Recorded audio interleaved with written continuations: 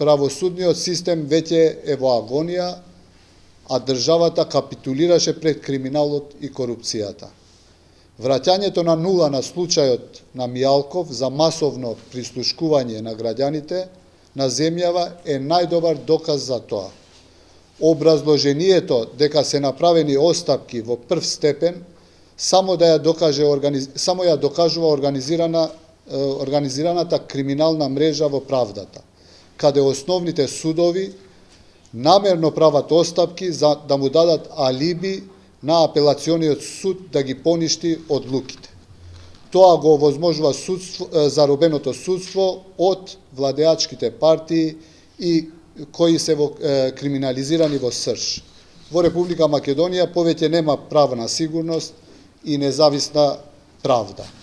Институциите на чело со председателот на државата дезертираа од борбата против корупцијата и јавно кажуваат дека немаме капацитет за ветинг.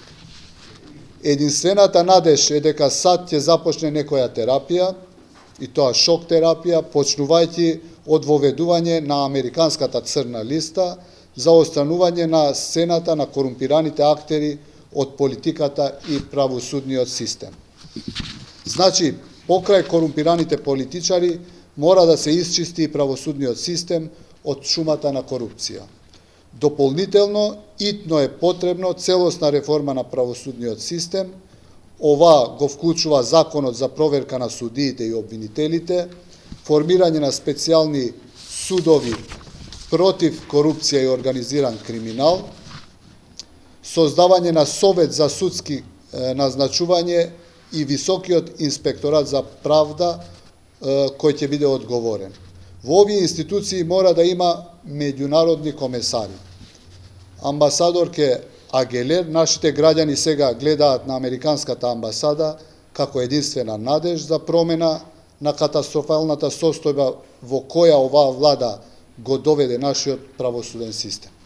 Во Алијансата на албанците ќе најдете партнер целосно посветен на оваа кауза, од која зависи иднината на оваа земја и на новите генерации кои на крајот повеќе не гледаат причина да останат тука за да придонесат за развојот на оваа држава.